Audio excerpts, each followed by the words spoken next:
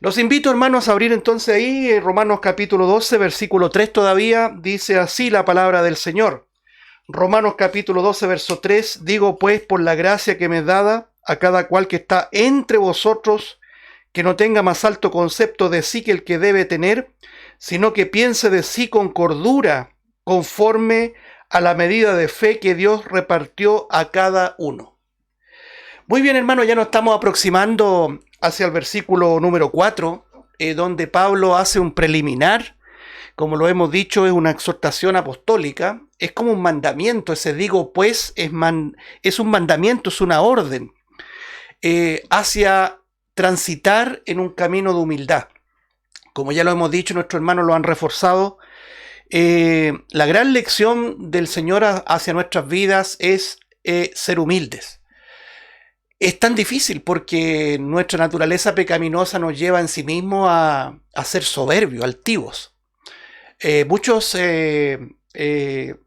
presumen humildad, ¿no es cierto?, como hemos visto en la religión por lo general, y eso hay que decirlo con todas sus letras. La religión enseña a disfrazarse de humildad, ¿cierto?, con palabras especiales, con ademanes, con gestos, pero en los momentos del conflicto se ve realmente si estamos transitando en la humildad. Y muchas religiones, ¿no es cierto?, y por ende religiosos, tropiezan en esa piedra y en esta lección tremenda, porque es una vara muy alta respecto a la humildad.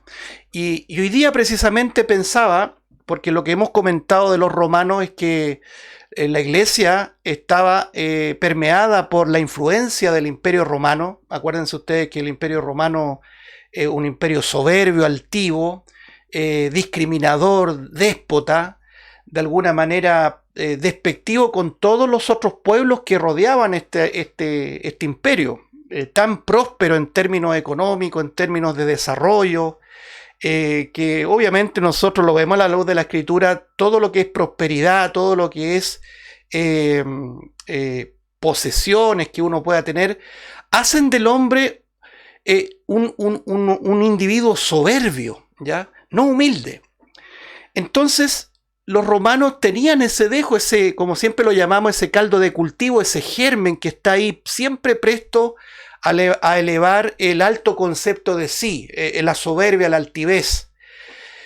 Me acordaba en ese punto también respecto a la relación de los romanos en su manera de ver a los judíos, ¿no es cierto?, al pueblo de Israel. Por eso que el apóstol Pablo le dice 2 veces, y lo leímos la semana pasada, que no sean arrogantes en cuanto a ellos mismos respecto a Israel.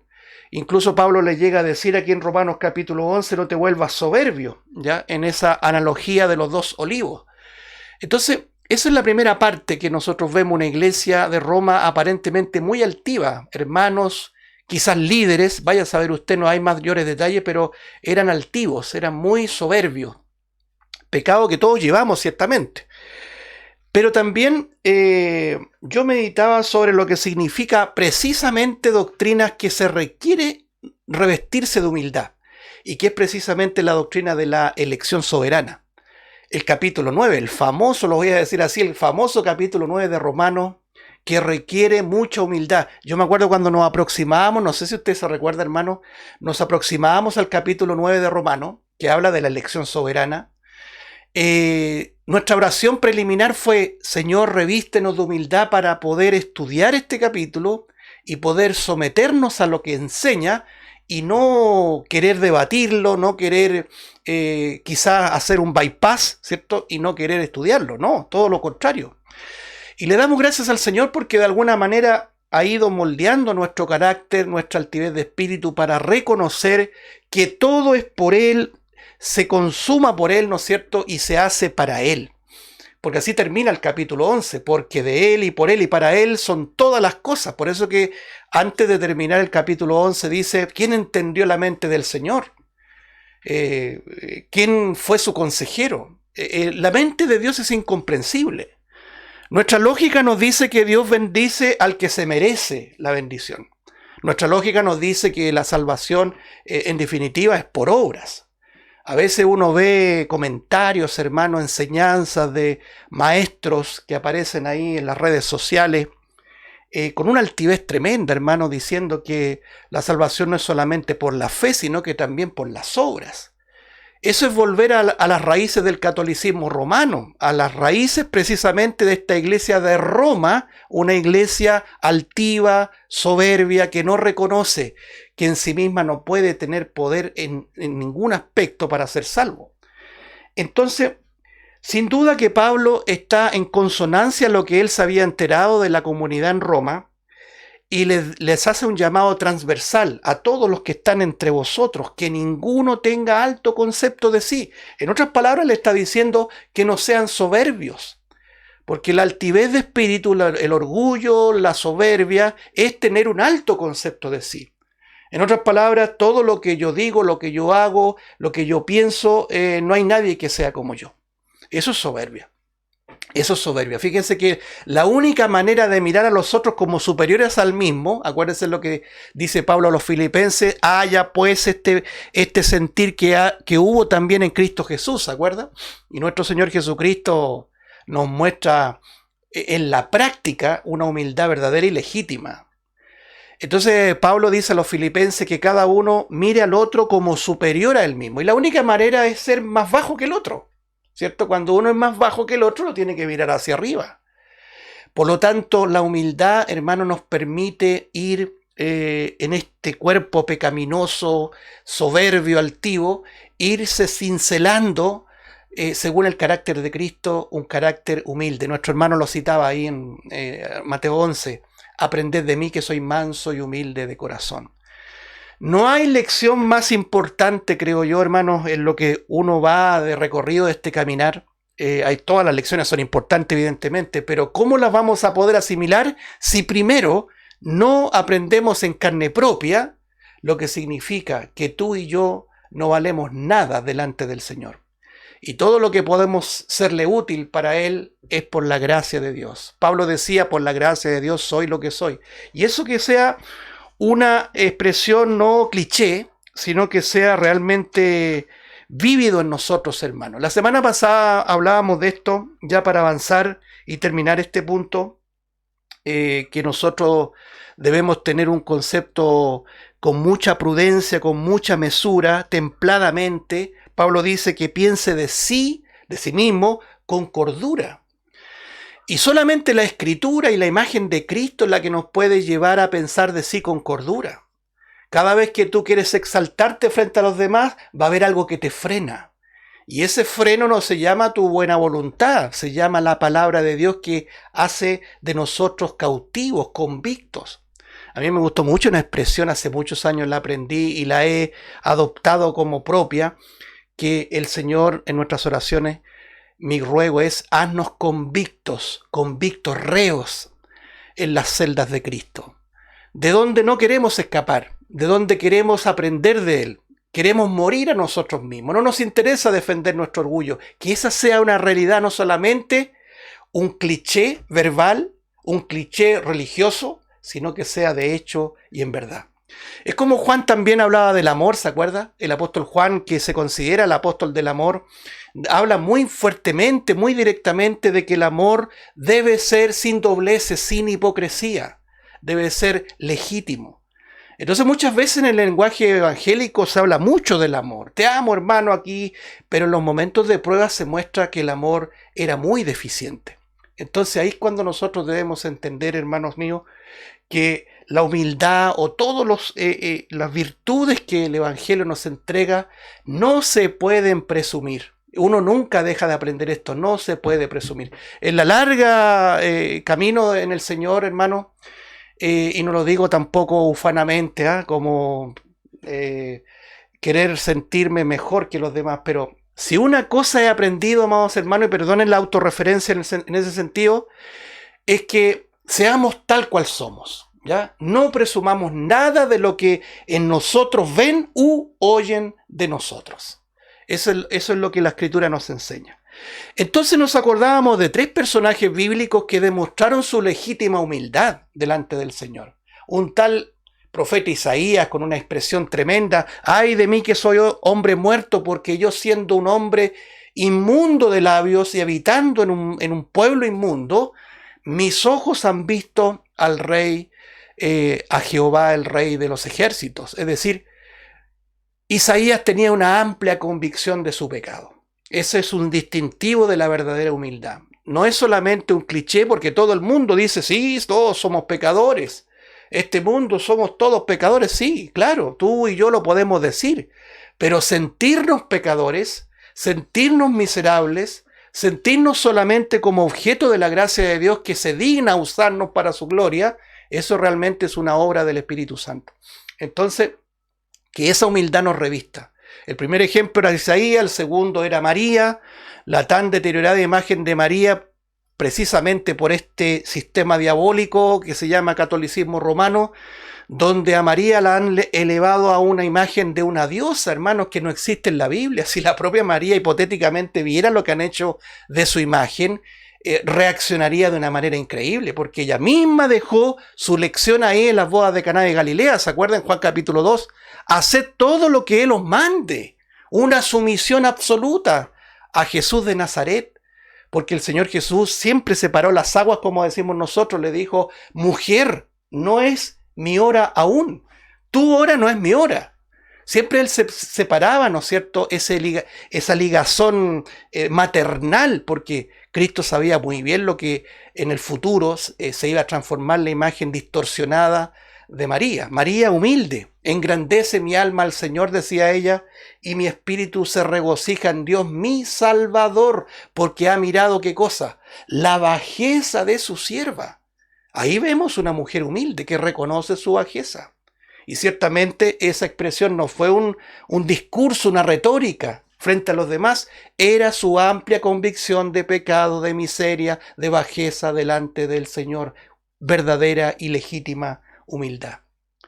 Y el tercer ejemplo, ¿para qué decir el apóstol Pablo, que ya lo hemos mencionado bastante? Palabra fiel y digna de ser recibida por todos, que Cristo Jesús vino al mundo para salvar a los pecadores, de los cuales yo soy el primero. Él se ponía en el primer lugar, no para jactarse, sino para reconocerse como el peor de todos. Porque note usted que en esto de comparar la gracia con la ley santa de Dios, ¿cierto?, que revela el carácter santo de Dios, condena al mejor. La ley condena al mejor. Usted ponga aquí la persona a juzgar por su corazón o el mío, la persona más buena que usted ha visto, como se dice aquí en Chile, un pan de Dios. ¿Lo ha escuchado eso? Ponga aquí a cualquier pan de Dios. Esa persona no da la altura ni la anchura para satisfacer las demandas de la justicia de Dios. La ley lo condena. Pero la gracia, amados hermanos, la gracia de Dios salva al peor. Fíjese que el Evangelio hace una obra, hermanos, no de irnos sintiendo mejor delante de Dios, sino al contrario. Nos va haciendo sentir cada vez más, ¿no es cierto?, en la medida que nos acercamos más a la imagen de Cristo, nos vamos sintiendo más faltos y más faltos. Por lo tanto, ¿qué hacemos? Caemos a tierra. En una expresión no solamente física, sino que de vida. Nos sentimos siempre agradecidos por su gracia, amados hermanos. Por eso que la doctrina se hace tan robusta y nadie nos va a cambiar de nuestra manera de pensar. La salvación es por gracia y solo por gracia, por medio de la fe, y esto no de vosotros. ¿Esto qué es lo que es esto? La gracia y la fe, evidentemente, en simple lectura, es la gracia y el medio para llegar a esa gracia que es la fe, es un don de Dios, no de vosotros, dice Pablo, Efesios 2:8, sino que es un don de Dios, un regalo, una dádiva, algo que no merecemos, hermanos. Entonces, la verdadera humildad no es un asunto presumido, no es un asunto de hablar de una manera, de vestirse de alguna manera, no. Tiene que ver con una actitud, con una ubicación delante de Dios y delante de los hombres. Y esto nos va ayudando también, saben, aquí, amados hermanos, y con esto ya vamos a la recta final en este comentario, a aprender a mirar a los demás y también a sus errores.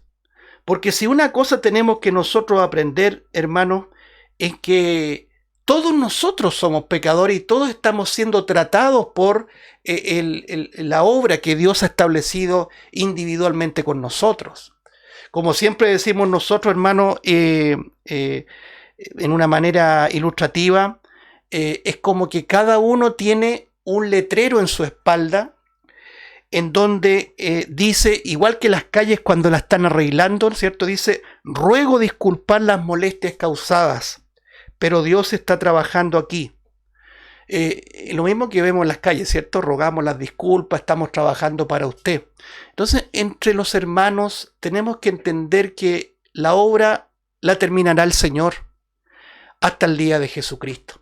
Lo cual no es una licencia para que nosotros hagamos lo que queramos, sobre pretexto de decir tú tienes que soportarme como yo también a ti. No, tenemos que procurar negarnos, bendecir al otro, no ir a buscar algo, sino que ir a dejar algo a la iglesia. La iglesia no es para ir a buscar, es para dar. Ese es el principio del Evangelio. Entonces, en ese principio del Evangelio, evidentemente tú y yo no somos perfectos. Estamos rodeados de imperfección. Y necesitamos de esta humildad que nos está enseñando el apóstol Pablo, el Señor a través de Pablo, para poder mirar también a los demás y sus errores. Por ejemplo, el Señor Jesucristo dijo una vez en Mateo 7, 1 al 5, si lo quiere buscar, Mateo capítulo 7, versículo 1 al 5. ¿Por qué miras la paja que está en el ojo de tu hermano y no echas de ver la viga que está en tu propio ojo? ¿O cómo dirás a tu hermano, déjame sacar la paja de tu ojo y he aquí la viga en el ojo tuyo? Mire cómo dice el Señor, hipócrita, saca primero la viga de tu propio ojo y entonces verás bien para sacar la paja del ojo de tu hermano. Mateo capítulo 7, versículo 1 al 5. Fíjese que las palabras clave en esta enseñanza tremenda de nuestro Salvador es la palabra paja y viga. Bien sabemos que la paja es comparativamente más pequeña que una viga, ¿no es cierto? Es como una pelusa versus, ¿no es cierto?, un tremendo tronco. Es una rama, mientras que la viga es robusta.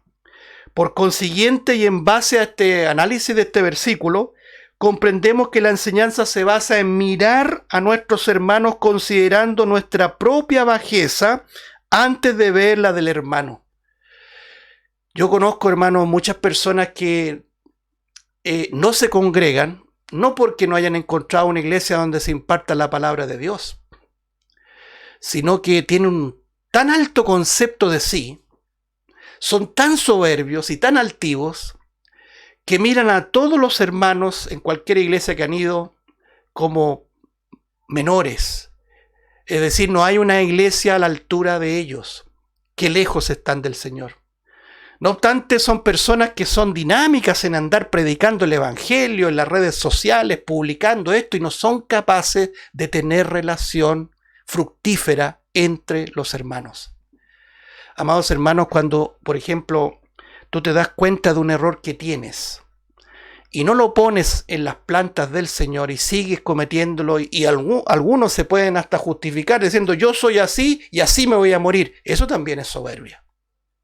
Entonces, cuando nosotros nos miramos entre hermanos, ¿por qué ponemos en el primer análisis, ¿no es cierto?, la ramita, la paja que en este simbolismo que Cristo pone, lo ponemos como gran importancia, y no nos damos cuenta que nosotros mismos tenemos y portamos un tremendo tronco que debemos sacar de nuestras propias vidas?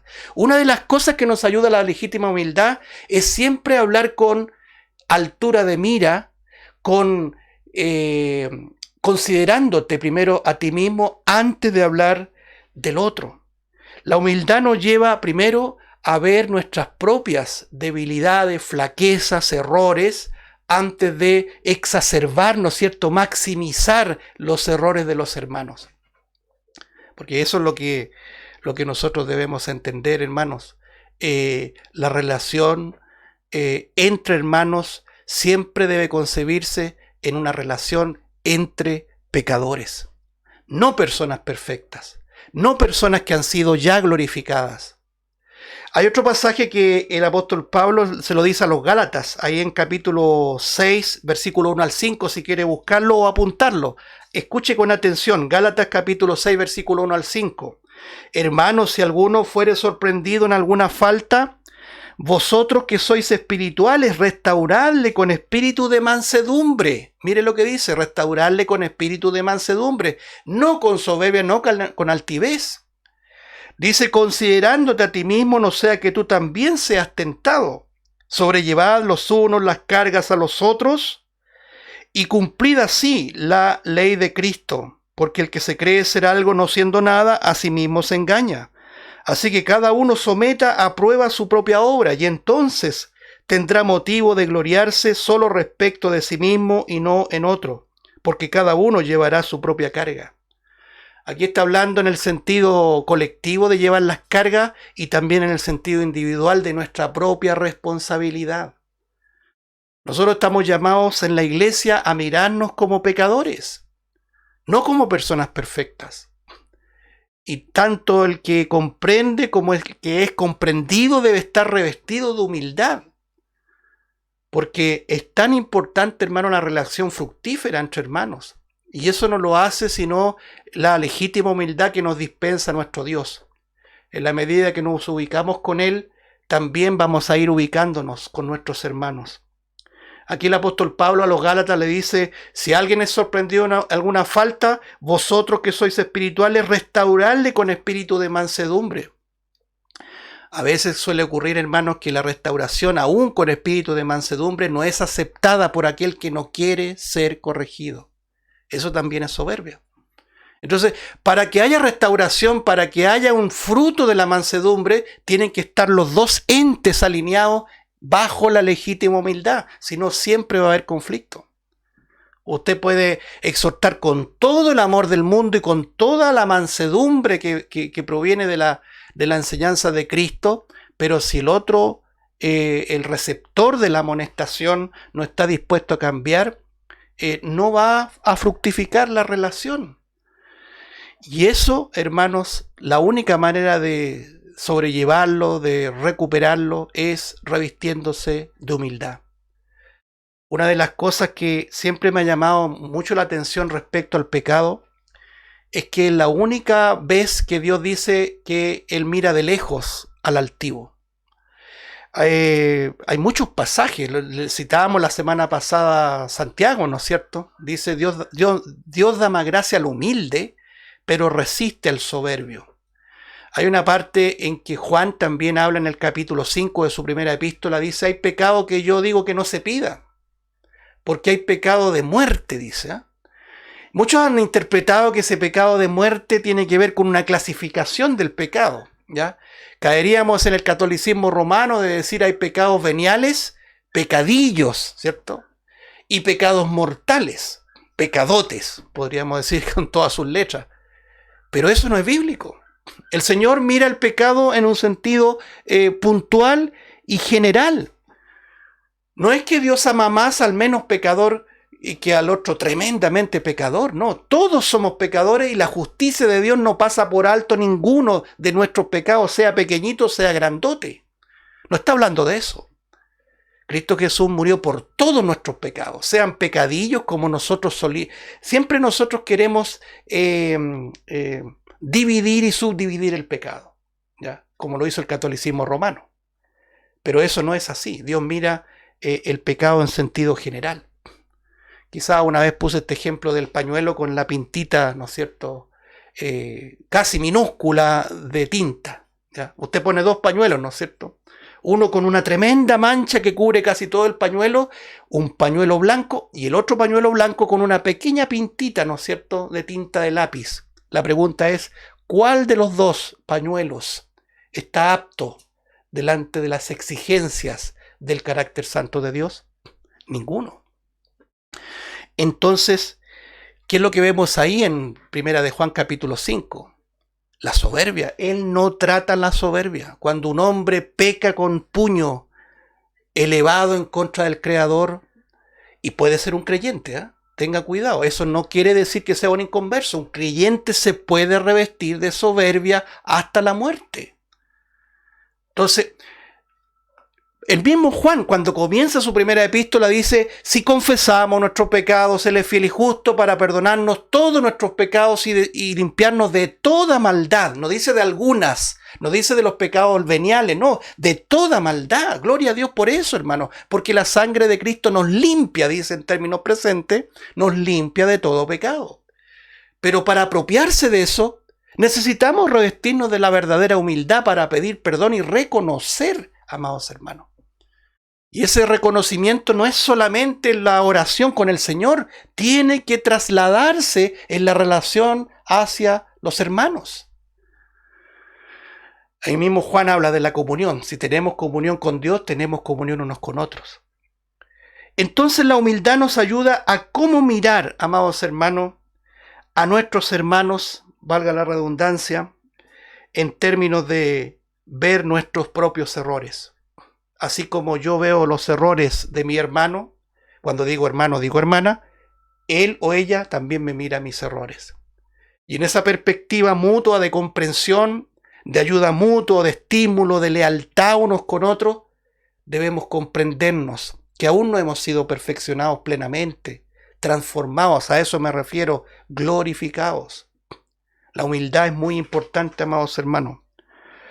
Dice la epístola de Santiago, ¿cierto? Un tremendo pasaje. ¿Quién es sabio y entendido entre vosotros? Una pregunta retórica frente a personas que exhiben su sabiduría o su conocimiento o su altura espiritual. Aquí hay una gran prueba, una gran lección para todos nosotros. ¿Quién es sabio y entendido entre vosotros? Dice: muestre por la buena conducta sus obras en sabia mansedumbre. Tremenda demanda, hermanos. ¿Se da cuenta que esto es vivencial? Las palabras sobran. ¿Se acuerda que leíamos Eclesiastés 5? Sean pocas tus palabras. Muestre por la buena conducta sus obras en sabia mansedumbre. Santiago capítulo 3, versículo 13. A veces nosotros vemos esta dinámica muy, ¿no es cierto?, insistente de muchas palabras de alabanza, de gloria a Dios, todo, pero pongamos a prueba esas palabras. Pongamos a prueba el amor entre los hermanos en sabia mansedumbre. Que el Señor nos revista, ese es nuestro ruego, que nos revista de la legítima humildad para que podamos ser revestidos del carácter de Cristo, que el Señor nos ayude, ¿no es cierto? Ahora, en esta lección tremenda que estamos desprendiendo aquí de Romanos 12, capítulo 3, el propósito final, ¿cuál es? Leamos lo que dice Romanos 12, volvamos a Romanos 12, versículo 3, la parte final. Sino que piense de sí con cordura, ya ahí cierra el tema de lo que es este llamado imperativo a revestirnos de humildad. Dice: conforme a la medida de fe que Dios repartió a cada uno. Mire qué interesante doctrina. Conforme a la medida de fe que Dios repartió a cada uno. Aquí no está hablando de creyentes de primera categoría, de segunda categoría. No, vamos a aclararlo de inmediato. Todos los creyentes fuimos comprados a un mismo precio. No existen los regalones de papá. Usted conoce ese término, ¿cierto? La familia natural, ¿no es cierto?, comete siempre el error de hacer parcialidad entre sus hijos. Tanto el papá como la mamá tienen sus privilegiados, sus regalones le llamamos en Chile, no sé en otros países cómo le llamarán, sus privilegiados, ¿no es cierto? Sus sobreprotegidos. Y muchas veces, hermanos, vemos grandes conflictos familiares producto de la parcialidad de los padres. Nosotros debemos aprender de la Biblia a nunca ser parciales con nuestros hijos, sino que siempre procurar en todas nuestras, conforme a nuestros propios errores, tenemos que luchar para ser siempre imparcial. La Biblia, voy a citar dos ejemplos bíblicos muy brevemente. El caso que me acuerdo ahora, el caso de José. José, ¿se acuerda? José fue el privilegiado de su padre. Lo amaba mucho a José. Le confeccionó esa túnica de colores, ¿se acuerda? Y como José era pegado con su papá, ¿qué pasó con sus hermanos? Se llenaron de envidia, hermanos. Si la Biblia muestra claro lo que nosotros mismos vivimos. La envidia mora en ti y mora en mí. Y la envidia no solamente queda en el envidioso, sino que trasciende a los hijos del envidioso, a los nietos del envidioso, y se vuelve una larga cadena de envidia y de raíces de amargura. ¿Qué hicieron los hermanos de José? Todos sabemos la historia. Tomaron a José y de la manera más vil, más canalla, lo vendieron a los madianitas, hermanos. Sabemos que detrás de todo, en el fondo había un plan soberano de Dios, no cabe duda. Y el mismo José, con una humildad extraordinaria, hermano, no había ningún dejo de vengativo en José. ¿Se acuerda cuando él ya tenía un gran cargo allá en Egipto? Él entendió que por el propósito soberano de Dios ocurrió todo lo que ocurrió. Y sus hermanos ahí avergonzados, ¿no es cierto?, haciendo memoria de lo que hicieron con él, producto de la envidia. Pero si nos remontamos un poquito más atrás, reconocemos que esa envidia fue también responsabilidad del Padre que privilegió a uno en desmedro de otros. Dios siempre quiere justicia. Dios quiere un trato igual para todos. Es el primer ejemplo. El segundo ejemplo, para entender esto de conforme a la medida de fe que estoy aquí analizando y que estamos juntamente, ¿cierto?, analizando. El otro ejemplo es el clásico Esaú y Jacob. Claro que sí. Esaú, amado por su padre, era el primogénito, y Jacob, amado por su madre. Imagínense usted qué pasó ahí. No voy a relatar el episodio porque es tan abundante que tendría que detenerme en cada detalle. Cuento más o menos lo básico para que ustedes se centren ahí. La mamá urde un plan para que su privilegiado hijo Jacob recibiera la bendición que la debía recibir el primogénito. Entonces hubo todo un plan. Y por eso que viene también el caso de la palabra Jacob, que en términos coloquiales podría ser un apodo de pillo, de usurpador, de engañador. Eso es lo que significa la palabra Jacob. Entonces Jacob por mérito no fue salvo, por la gracia de Dios nomás. Pero ahí hubo una parcialidad de sus padres. Privilegios para uno y para el otro no. Bien, Dios no actúa así con sus hijos. La Biblia nos enseña con claridad. Después que Esaú despreció su primogenitura y se enteró de lo que había pasado y que la bendición se la había llevado su hermano Jacob, ¿qué pasó con Esaú? Se llenó de envidia, se llenó de rencores, de raíces de amargura y comenzó a perseguir tenazmente a su hermano para darle muerte. Y no obstante a su esfuerzo personal, esto traspasó a los hijos de Esaú, a los hijos de Esaú, etcétera, etcétera, porque de ahí vienen los famosos edomitas. ¿Se acuerdan los edomitas? Edom. Los edomitas, unos acérrimos enemigos de Israel. Es decir, las raíces de amargura de un padre que no entrega esas cargas en Cristo Jesús, se traspasan a los hijos a los hijos, y puede seguir una cadena de raíces de amargura, hermanos. Y es cosa de ver el mundo. El mundo es una muestra fiel de parcialidades, por lo tanto, envidias y raíces de amargura. Nadie va a cambiar esto, sino solamente el Señor cuando vuelva. Entonces, cuando Dios, volvamos a Romanos 12, cuando Dios dice aquí, conforme a la medida de fe que Dios repartió a cada uno, no se refiere a un concepto de hijo, no se refiere a un concepto de hijos de primera o segunda categoría, sino que se refiere a lo que Dios le ha repartido para poder servir en la iglesia. Por eso que hay un principio, hermano, que lo he estado repitiendo, es cuando dice en Mateo capítulo 25, versículo 15, en lo poco fuiste fiel, sobre mucho te pondré. Nosotros no tenemos que ver cuánta cantidad nos dio el Señor para ser fiel en esa cantidad, sino que en esa cantidad, por más pequeña, minúscula que sea, debemos ser fiel. Él no está mirando la cantidad, no está mirando la producción, está mirando la fidelidad. Conforme a la medida que Él nos ha repartido, seamos fiel en ello. El Señor evidentemente ha repartido soberanamente como Él quiere. Mire, veamos algunos pasajes. Aquí en Mateo, vámonos a Mateo capítulo 13, por favor. Mateo capítulo 13.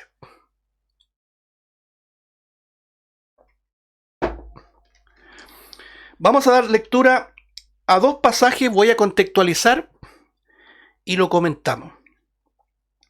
Mateo capítulo 13, versículo 8 dice así: pero parte cayó en buena tierra y dio fruto, cuál a 100, cuál a 60 y cuál a 30 por uno. Verso 9, el que tiene oídos para oír, oiga. Salta el versículo 16. Pero bienaventurados vuestros oídos porque ven, y vuestros ojos porque ven, y vuestros oídos porque oyen. ¿Ya? Segundo pasaje. Vamos a citar un tercero. Verso 23. Mateo 13, 23. Mas el que fue sembrado en buena tierra, este es el que oye y entiende la palabra y da fruto, mire lo que dice, y produce a 100, a 60 y a 30 por uno. Bien, siempre he considerado, amados hermanos, esta parábola como la madre de las parábolas. Porque entendiendo esta parábola, hermano, y en el contexto que fue dada, con las expresiones más puras de la soberanía de Dios, nos permite entender en una manera correcta todas las otras parábolas. Fíjese usted que el sembrador salió a sembrar. El sembrador lleva la semilla, ¿no es cierto?, con un destino definido. Aquí no hay un aspecto erróneo de mirar al sembrador como repartiendo insolentemente o irresponsablemente la semilla a donde él quiera. La semilla iba dirigida a un lugar específico, la buena tierra. Pero esa semilla iba cayendo, cayó en el camino, cayó entre pedregales, entre espinos, etc. Y la semilla no fructificó. La semilla cayó, pero no fructificó.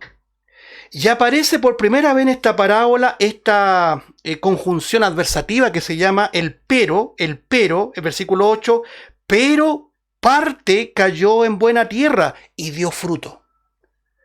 La pregunta es ¿de dónde sale este pero? Este es el pero que nos permite ser salvos.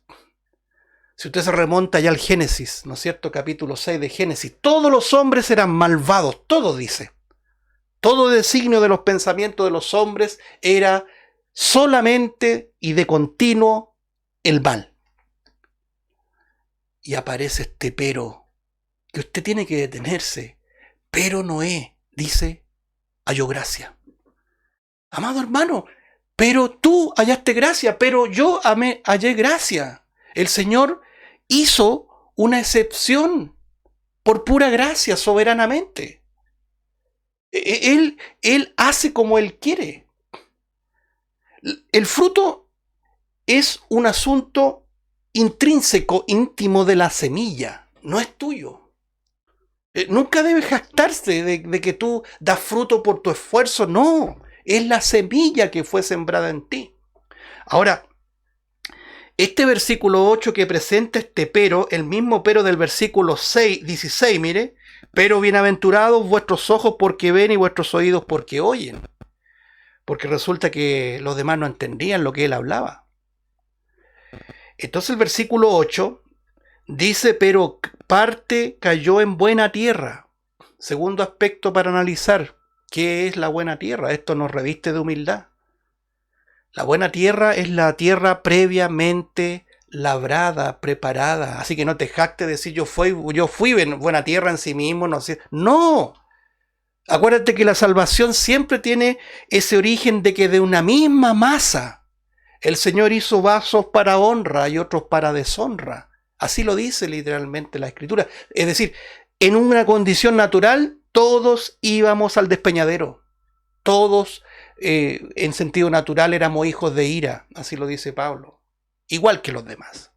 Pablo dice, ¿somos nosotros mejores que ellos? Él mismo responde, en ninguna manera, es imposible.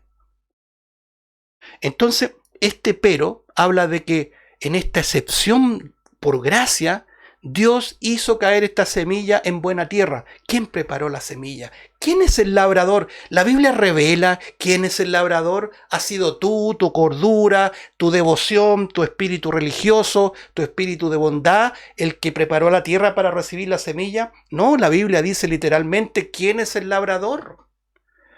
Juan capítulo número 15, versículo 1, leámoslo ahí, hermano, y volvemos nuevamente acá a Mateo. Juan capítulo número 15, versículo 1 dice: yo soy la vid verdadera, ¿y qué dice? Y mi Padre es el labrador. No hay una interpretación, solamente tenemos que creerlo. Fíjese lo que dice 1 Corintios capítulo 3, otro de los pasajes que nos aclara. 1 Corintios capítulo 3, versículo 6 en adelante, dice así, 1 Corintios 3, 6, yo planté, Apolo regó, pero el crecimiento lo ha dado Dios. Así que, ni el que planta es algo, ni el que riega, sino Dios que da el crecimiento. Y el que planta y el que riega son una misma cosa, aunque cada uno recibirá su recompensa conforme a su labor. No todos tenemos la misma labor, ¿se da cuenta?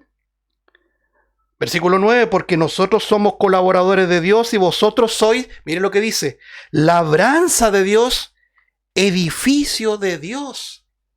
Esa es la obra del Padre, hermano. ¿Quién preparó la buena tierra? Volvamos a Mateo 13. Fue el Padre. Preparó tu tierra, la mía, que por ahora, ¿no es cierto? Que ahora, eso es lo que quería decir, que ahora ha fructificado para la gloria de Dios. Pero este fruto muestra diferencias. No está hablando de calidad de tierra, esta calidad de tierra es mejor que la otra, no, está hablando de la fructificación de la semilla. ¿Cuál a 100, cuál a 60, cuál a 30 por 1? No dice que todos fructificarían al 100 por 1. Dice 100, después dice 60 y después dice al 30. ¿Por qué esta diferencia, hermano? Algunos interpretan que esto se refiere a lo que es, ¿no es cierto?, la diferencia de la primera iglesia, el avance de la iglesia y los días finales. Cada vez el fruto será menos. Si lo llevamos a una comparación de cuando Pedro predicó ahí en el día de Pentecostés, se convirtieron como 3.000, ¿no es cierto? Tremenda predicación de Pedro dirigido por el Espíritu Santo. Pero después podríamos decir que en el día de hoy eso va disminuyendo cada vez menos. Vemos una cristiandad decrépita en el mensaje y cada vez la gente está más incrédula, valga la redundancia, cada vez más. Esa es una interpretación. Pero lo otro es que Dios, en un concepto de una tierra buena, preparada, labrada por Dios, no garantiza que todos vamos a producir la tierra de la misma manera. Algunos interpretan, ¿no es cierto?, el 100% la era apostólica. Como sea, hermanos, el Señor da una medida soberana. Esto no solamente está dicho acá, fíjese que interpreta este versículo 8 del capítulo 13 de Mateo aquí en el capítulo 13, verso 23. Esta es la interpretación oficial de Cristo. Dice, el que fue sembrado en buena tierra, este es el que oye y entiende. Si usted revisa esta parábola, la interpretación, por ejemplo, versículo 19 dice, cuando alguno oye la palabra del reino y no la entiende, viene el malo, etc. Versículo 20, el que fue sembrado en pedregales, este es el que oye la palabra y al momento la recibe con gozo, y después aclara que no da fruto. Verso 22, el que fue sembrado entre espinos, este es el que oye la palabra, pero el afán de este siglo y el engaño de las riquezas ahogan la palabra. En los tres destinos anteriores, la semilla no da fruto. Solamente en la buena tierra. Es la única parte donde dice, el que fue sembrado en buena tierra, este es el que oye y entiende la palabra. Es que esto es una obra de Dios. Yo siempre me acuerdo aquí en Lucas capítulo 24, versículo 45. Note ahí lo que dice. Lucas 24, 45 dice, entonces les abrió el entendimiento para que comprendiesen las escrituras. Este es un tremendo pasaje, hermano. Este es un pasaje tremendo. El Señor les abre el entendimiento para comprender la escritura. Lo mismo que dice Hechos capítulo 16, verso 14, con Lidia. Y Dios le abrió el corazón a Lidia para que estuviese atenta a lo que Pablo decía. Ya se nos fue el tiempo, verso 23. Volvamos a Mateo 13, 23, para terminar. El que fue sembrado en buena tierra, ya entendemos que la buena tierra fue preparada, labrada por el Padre, es el que oye y entiende la palabra y da fruto, porque el Señor nos ha puesto para que llevemos fruto. Y dice y produce a 100, a 60 y a 30 por uno. La medida de crecimiento de fruto lo da Dios. No lo das tú, no lo defines tú. Eso lo da exclusivamente el Señor. Entonces cuando Pablo, volvamos a Romanos capítulo 12 para terminar, que nosotros tenemos que tener un concepto de sí con cordura, con mesura, con humildad, apunta que eso se haga conforme a la medida de fe que Dios repartió a cada uno. La medida de fe de un hermano no es la medida de fe del otro, no hay un estándar.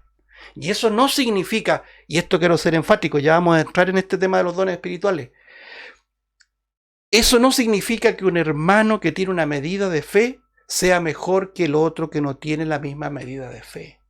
Todos delante del Señor valemos lo mismo, tenemos la misma importancia. No existe el clero en desmedro de los laicos, eso es falso, esa es una doctrina que aborrece el Señor.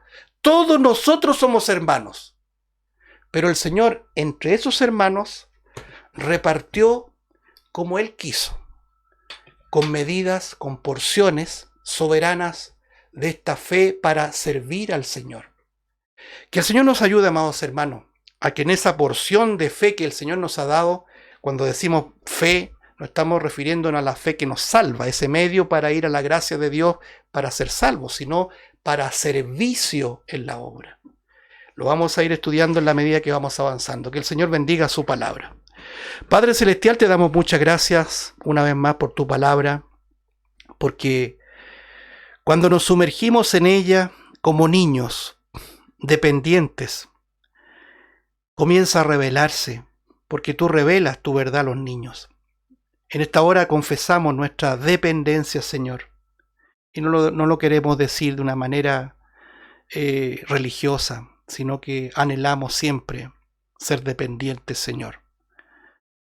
Como decía nuestro Señor Jesucristo, tu amado Hijo, te alabo, Padre, Señor del cielo y de la tierra, porque escondiste estas cosas de los sabios y de los entendidos y las revelaste a los niños. Sí, Padre, porque así te agradó. Creemos, nuestro Padre, que a ti te agrada tratar con niños en el sentido de dependientes, en el sentido de incompetentes como todos nosotros. Ayúdanos a revestirnos de humildad, Padre, para aceptar esta tremenda enseñanza de que no nos miremos más altos, sino conforme a la medida que tú nos has dado. Ayúdanos, Señor, a servirte con fidelidad en esa medida que nos has dado. No querer competir, no querer establecer el trato y la relación que tú tienes de manera distinta con otro, sino que ser fiel con lo que tú nos has dado, Señor. Padre Santo, ayúdanos en este tema tan importante que son los dones espirituales, porque ahí vamos reconociendo que no son nuestras capacidades innatas las que tú usas, sino las capacidades que tu Santo Espíritu ha repartido a cada uno en particular. Muchas gracias, Padre, por esta lección. Oramos en los méritos de Cristo Jesús. Amén.